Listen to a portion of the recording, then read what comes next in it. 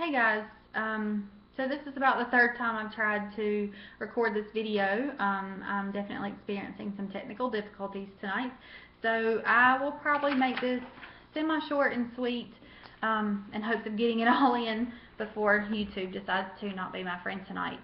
So opioids, the pathophysiology behind it, they bind to either the mu, kappa, delta, or OFQ/N receptors located on the neurons of the nervous system and the immune system. These receptors are the binding sites for endogenous peptides such as endorphins, which regulate one's pain, mood, stress, respiratory rate, GI activity, and motivation. So some signs of opioid intoxication would include drowsiness, pupillary constriction, and slurred speech, and in worst case scenarios, respiratory depression, stupor, and coma. Some signs and symptoms of withdrawal would include diarrhea, rhinorrhea, diaphoresis, shivering, nausea, vomiting, sleeplessness, restlessness, tremors, abdominal cramps, muscle aches, and cravings. The patients we see that tend to be experiencing from opioid addiction, they tend to need an increased amount of the drug to get the desired effect.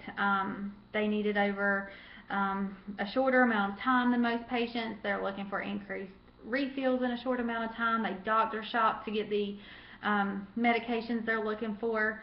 Fortunately, these days there are nationwide databases that physicians and pharmacists can use to ensure that patients aren't getting multiple prescriptions for opioids. These patients will increase their efforts to obtain, use, and recover from the medications. They fail to fulfill major obligations, whether at work, school, or at home, and their social interactions have decreased, either with work, recreation, friends, whatever it may be. They'd rather spend their time at home using opioid pain medications to get high than they would out living life. There are a couple different ways to treat patients who are experiencing opioid abuse. One is psychotherapy, which includes counseling and treatment programs. This can be done on an individual basis or at a group level. The pharmacological methods, and I apologize, I'm going to butcher these names. Naltrexone, which is an antagonist. It prevents opioids from activating their receptors. And then there's methadone, which is an agonist. It eliminates withdrawal symptoms and release cravings by acting on the same receptors as opioids. And then there's buprenorphine, and I apologize, I totally just butchered that one. And it has agonist and antagonistic effects. As far as what I've seen in my clinical practice, some of our joint replacement patients have been patients of our local pain clinic for several years. It started as back pain.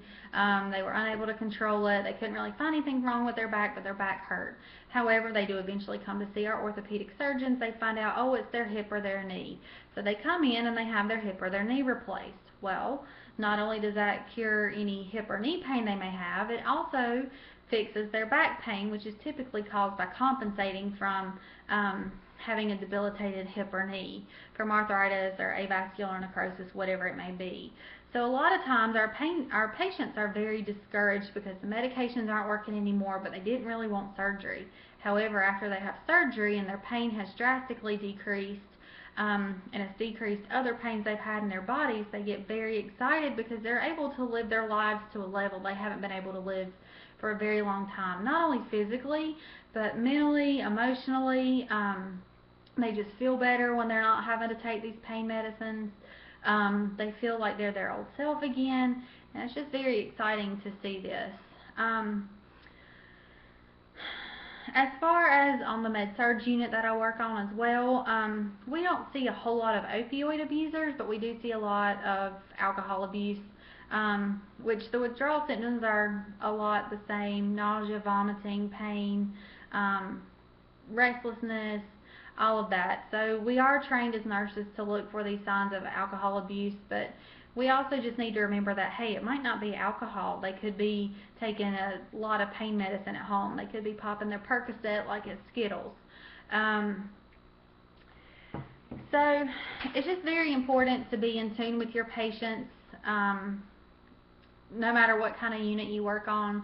And it's also very rewarding to see those who have struggled with pain issues in the past become addicted to pain medication and then end up fixing the root problem of their pain and being able to live their life again. So, thank you.